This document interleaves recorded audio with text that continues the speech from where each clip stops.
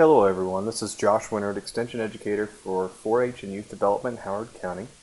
First of all, let me just say thank you for volunteering in our county. We appreciate you and know that we could not do any of the program we do without the support of the volunteers that we do have. If I've not had a chance to meet you yet, make sure you stop me sometime and say hello. I know with over 100 volunteers, it's hard for me to get to know everybody, but I'd like to at least be able to put a face with a name. Today's 4-H volunteer information session is going to cover a few different things. So when we're talking about the role of the volunteer, we've got these different sections we're going to talk about. We're going to start out with what exactly Howard County 4-H is, who do we serve, where does our funding come from, who do we report to, why do we even need volunteers, what are the responsibilities of the volunteers we do have, and then we'll finish with a little bit of EEO training at the very end. So we'll start out with what is Howard County 4-H. Well, first of all, we are a federally funded program that comes under the rules and regulations of the United States Department of Agriculture. In all of the 50 states, there is a land-grant university, and that university is funded by the U.S. Department of Agriculture for the focus on educating the populace of each state about current trends in agriculture, technology, and a lot of different fields.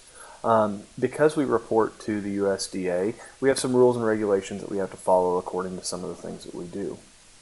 Howard County 4-H is governed by three distinct areas. The first is the Exhibit Association. The Exhibit Association is a group of approximately 30 individuals who help steer and guide the programming that we do on a daily basis. They help designate where funds go from both our sponsorship and our allocation from the county.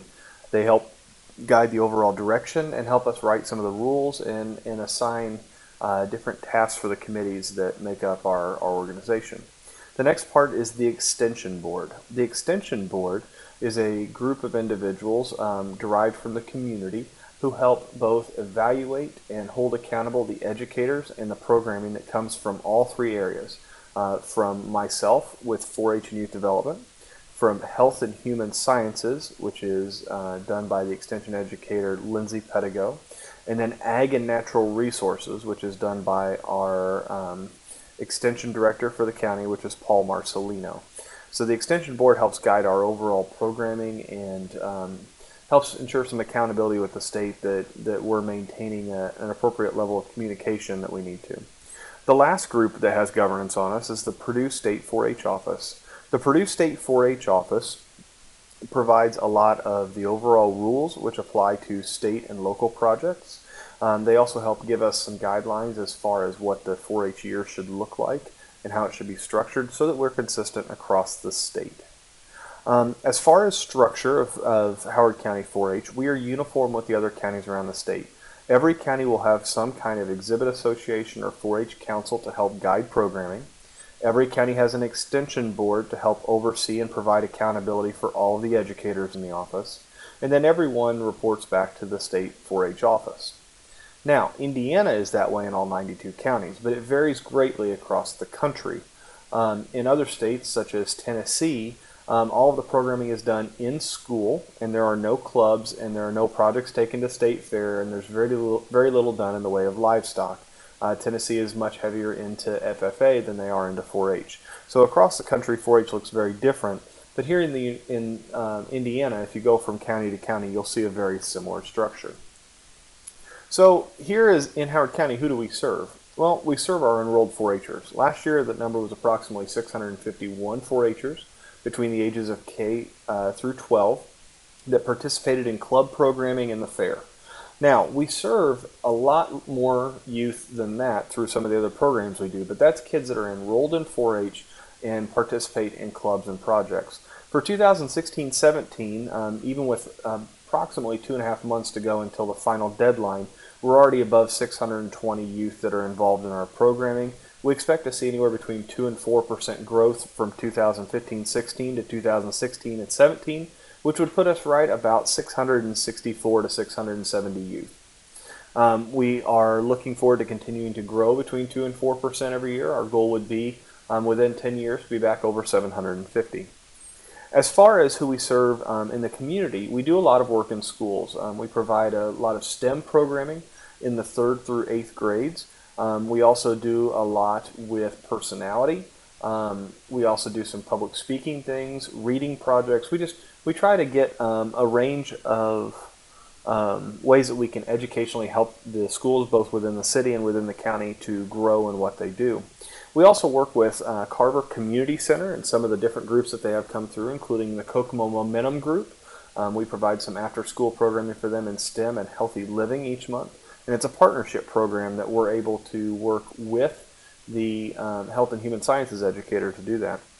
The last are programs like Safe Sitter, which are what we would call drop-in programs, like our Spark Club programming, where kids don't have to be 4-Hers to come and participate, but we can provide educational opportunities and community service opportunities to the groups around us. We also serve families. Many of you know that there are a lot of kids in this world that are struggling with their home situations, be that as they have varied parental situations, they struggle financially, it could be learning disabilities. There's a lot of things that go into the interaction between youth and their families. We can be a support to those families. We can provide educational opportunities, trips, camps, and all kinds of experiences for families that they may not have without the 4-H influence. We can also provide service opportunities. Last year, between all of our clubs and our youth and our junior leaders, there were over 250 different service opportunities that occurred throughout the year. We would like to continue to grow this program so that youth understand that it's more than just a project we complete, but we're a part of the community that we live in, and we have to help that community grow as well. So where does our funding come from? Our funding comes from several sources. For the Exhibit Association, a good majority of their funding comes from sponsorships. For those of you that have volunteered for a long time, you'll remember the old trophies where every group would buy a trophy. Now what we do is a sponsorship program that brings in between $15,000 and $17,000 each year. That money comes from donors that give as small as amount as $10, all the way up to donors that give over $1,000 each year. This programming allows us to do a lot of the education and provide manuals and trips for all of our kids. Howard County also gives an appropriation every year to the Exhibit Association to disperse. This money also goes towards our educational programs and helps some with our trips and camps that we do. This appropriation is a great blessing from the county. We do have a smaller appropriation than a lot of counties do. A lot of counties have a much larger appropriation but don't do much in the way of sponsorships and other things. So we're blessed to have money coming from multiple avenues here, so that if one funding source would dry up, whether the county had a bad year or sponsorships were down because of the recession, we might be able to weather that storm a little bit. We also get some in-kind funding from Purdue University.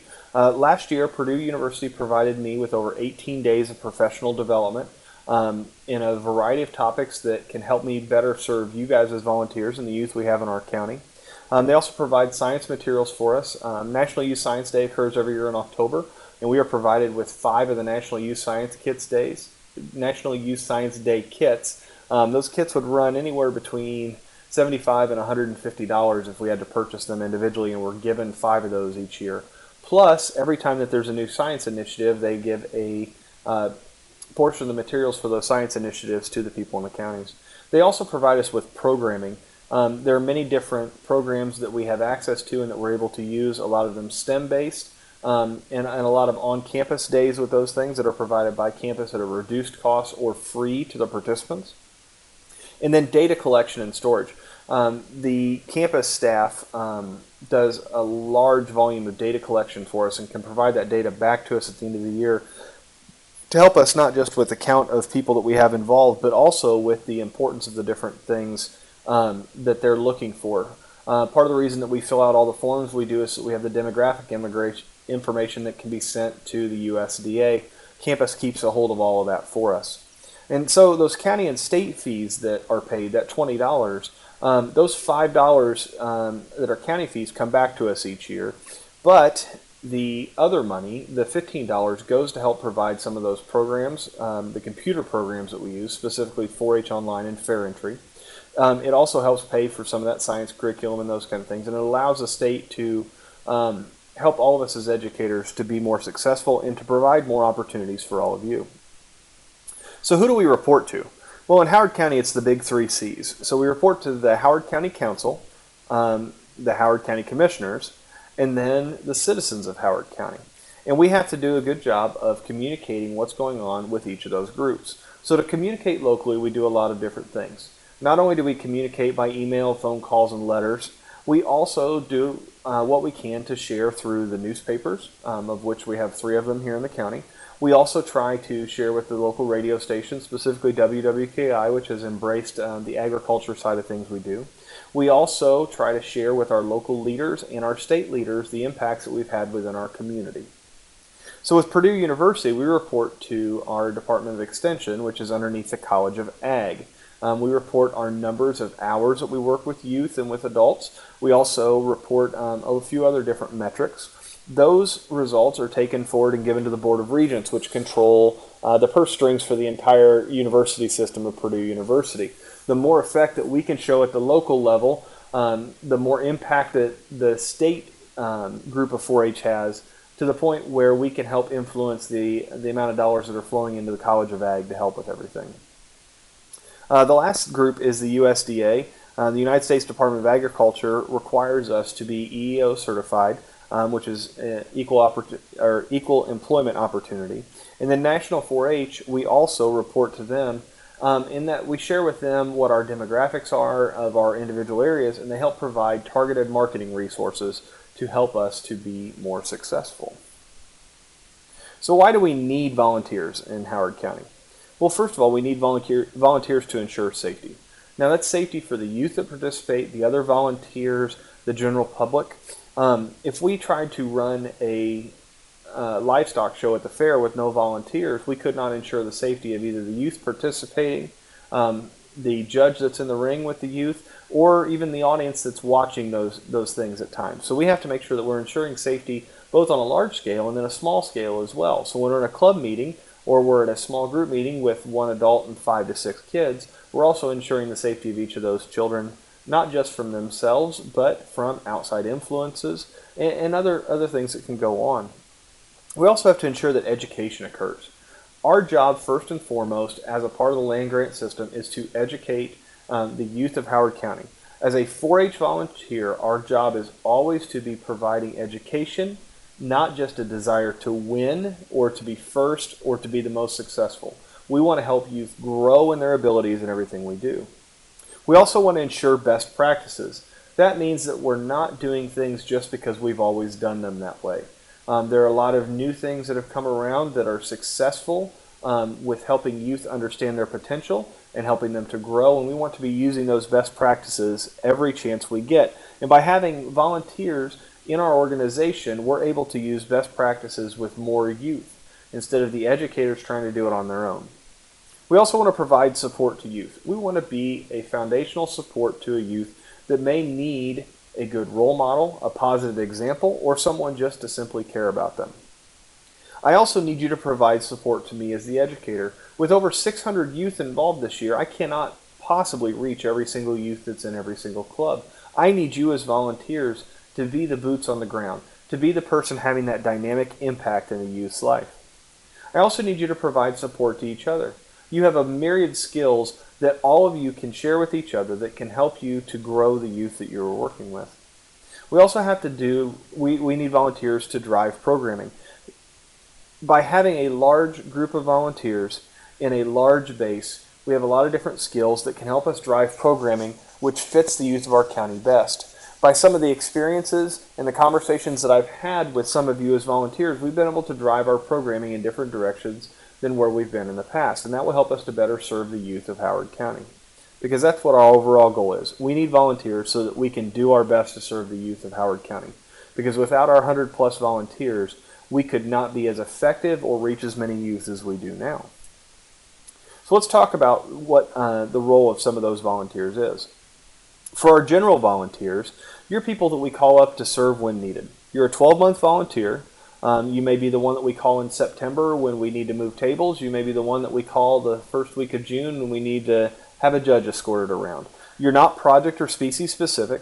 You help with traditional programming and school programs as needed, and you report directly to the extension educator. There are some people that don't want to be tied down to a specific species or project, and those people become general volunteers where it's a let me know where you need me and I'll help out where I can. And we appreciate volunteers like that. But we also know some of you guys want a more focused job. So the next few jobs will all be directly focused jobs. Club leaders. Club leaders, your job is now a 12-month job. Now, I know in the past that we've been more of a 5 to 6 month job where we've started in the spring and run through the end of the fair and then probably into August, and then we take a break and we start back over in February or March. We can't be that way anymore. Since the inception of our earlier dates for when we begin to bring kids into 4-H, starting October 1st, we have to change our mindset of how we're going to run our clubs. And because of that, we're going to change the requirements. Starting in the fall of 2017 and the spring of 2018, we will be requiring one fall club meeting for every club. That means that you will need to call up and meet with the members of your club sometime between October 1st and December 31st. Then you need to have a minimum of 4 more club meetings throughout the spring.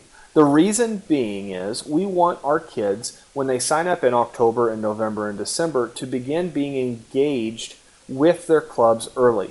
What we're finding is kids that sign up in the beginning of October and don't have a club meeting until March or April are not getting connected to their club and are dropping out and not completing 4-H. We would like these kids to be engaged and involved. And we're going to make some concessions to help you all out with that. What we're going to do is, if you can get us your dates and locations for your meeting places as early as possible, hopefully by January 1st of each 4-H year, we will send out email reminders and a brightly colored postcard to help your kids know when your meetings are. One of the things I consistently hear from club leaders is that we do not have very good attendance anymore. Part of that is because we're calling youth the week before and saying, hey, we've got a meeting next week. What we would like to do in the office is help your kids to know when their meetings are coming so that they can be scheduled, and you might have a little better turnout at some of your meetings. The more we know in the office, the more we can help you. Plus, if we have all of the schedules by January 1st of the current year, which I know will be difficult for some groups, but we're hoping everybody can at least try to do that, we can have those schedules ready so that when someone new signs up and goes, well, I'd like to join a club, but when do the clubs meet? Or where do they meet? Or what time of the month do they start? Are they afternoon clubs or evening clubs or morning clubs? We can provide them with the best information we can, which will help increase your numbers. So about those meetings, if you're going to have 5 meetings a year, there's 3 different ways that those meetings need to be structured. There needs to be at least 1 educational, 1 service, and 1 fun meeting for your group. So for your educational meeting, that needs to be something either STEM related, or it could be something with a healthy living component. It could be one of your older members who comes and gives a demonstration. It could be when you do a farm visit and you go out and you talk about the animals there or the livestock that are there. It could be just about anything. If you need help finding or planning an educational event, contact the office and either the new STEM program assistant or myself or one of the other volunteers we have would love to come out and help provide an educational opportunity to your club. You also need to do at least 1 service activity. This could be something like cleaning up the yard at the place that you meet. It could be something more structured like partnering with a group to do buddy bags or to do another service project throughout. If you need help finding a service project, contact us in the office. We'll be glad to suggest some people who we can help you partner with to provide a service opportunity. Also, we want you to have fun. Please have fun meetings. Go play laser tag. Go to the pumpkin patch. Throw water balloons at each other. Have a pie eating contest. Anything you can do that you think of as fun is great. If your 5 meetings, you have 1 educational, 1 service, and 3 fun, I'm okay with that. And I'm pretty sure that everybody else would be too, because we want kids that are going to be well-rounded. Reporting forms. So forms must be turned in no later than April 1st for the calendar year in which these things are occurring. So your club meetings for 2016-17 and your financials for 2016-17 must be turned in no later than April 1st of 2017. We're going to continue this process year after year after year. Both forms need to be turned in, the meeting form and the financial form, even if you don't have a bank account or any money associated with your club. Now, again, I'm going to try to help you guys out since you're going to be helping me. What I would like to do for you guys is I'm going to complete all of the IRS tax forms for you this year, and I will continue to do that from this point on. That will help you guys have one less thing on your plate, and I'm hoping you guys can help me by getting your forms in a timely manner that way. 4-H Online. I don't know if everyone realizes or not, but you have access to all of the emails and contact information and names for everybody who is involved with your club.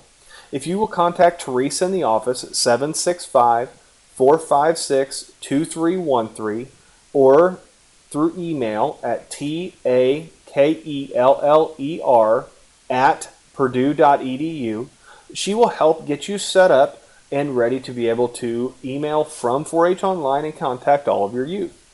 And as I said earlier, we will send postcards, both an initial postcard and then if a meeting has to change, a reminder postcard, if you guys can provide us those dates. We would be glad to help you out and ensure that kids are making it to your meetings. So we have 3 different kinds of animal volunteers, which are our next kind of volunteers. We have superintendents. Superintendent's job is to communicate with the extension educator and to schedule the majority of the events that go on as far as their livestock for the year. They're responsible for pen locations and assignments, check-in and weigh-in, whether that be an early season check-in or just the one that occurs at the fair. They're also responsible for show and show prep. Now, this isn't the actual setting up of the arena and doing those kind of things. What they're responsible for is making sure that there are adequate volunteers in place to help herd animals to and from the show pen and to help make sure that the judge is taken care of and the ring is taken care of. Now, the superintendent has committee members who work directly for them. That committee helps make decisions to drive the overall direction of each of the livestock species. They report directly to the superintendent and they serve also at those same events as needed. The superintendent kind of directs that committee as far as what physical work needs to be done by the committee. The last group that we have are general animal volunteers. Those general animal volunteers will report to the superintendent or maybe several superintendents, and they're often assigned by the extension educator. In a lot of situations when we get close to fair time, we'll have a general volunteer say, I'd be glad to help out somewhere I can write down weight tickets. So we'll assign them to a specific species and say, be here at this day, the superintendent will be looking for you, and we move forward in that direction. All of our animal volunteers understand the species that they are working with and can provide extremely adequate help to anybody that has any questions. Our last section of volunteers are those volunteers that work with our governing boards. So the Exhibit Association, our governing board that guides the Howard County 4-H group, has several committees that make up its 30-plus member group. They have an executive committee, which is made up of the president, the vice president, the treasurer, and the secretary. They help steer the overall board in the direction that the board needs to go and help guide the extension educator on how best to serve the youth of Howard County. The finance committee is led by the treasurer and concerned with the budget and the expenditures and sponsorships and appropriation that come back in each year. The building projects committee drives what happens inside of the block and metal building at our fairgrounds and help drive what happens with those different indoor projects. The capital projects committee is trying to decide what to do with our capital fund, whether that be to look at a larger project down the road or work on some smaller projects. The awards committee is tasked with coming up with trophies, ribbons, and finding the appropriate balance between our building projects and our livestock when it comes to how to reward those youth who are exceptional in working with both their projects and their animals. And then lastly, we have our rules committee, which takes the local suggestions for rules and projects and melds them with the state requirements to come up with the project summaries everyone reads for the projects every year. This group serves 3-year terms. They can serve 2 terms back to back before they have to take a break, up to 6 total years. They hold elections every November. The Exhibit Association guides a lot of the programming for Howard County. But this next group, the Extension Board, has a little more control over the overall idea of extension in Howard County, not just 4-H. So they're the governing board for all 3 extension educators in the overall direction of the office. They guide the educator efforts. They help select things that fit within the community. That's why they're usually taken from a very diverse background from the community. It's their job to share reports with the local legislators and the state legislators to help us to be as effective as possible and share as well as we can. They provide input and information for our educator status reviews. They do both a review of the overall program, so the 4-H program, the Ag and Natural Resources program, and the Health and Human Sciences program, but they also provide some feedback about the educators and what we're doing. They're kind of the accountability to make sure that we are fulfilling both the vision of the land-grant university and what the county desires. Their whole overall job is that very bottom thing. Their job is to drive growth of extension in the county and help us to be as effective as we can be. So those are some of the roles of the volunteers we have in the county. So as a volunteer, you have one strict requirement, and that is this EEO statement. So I'm going to read it to you because I want to make sure that we've communicated fully exactly what we're talking about.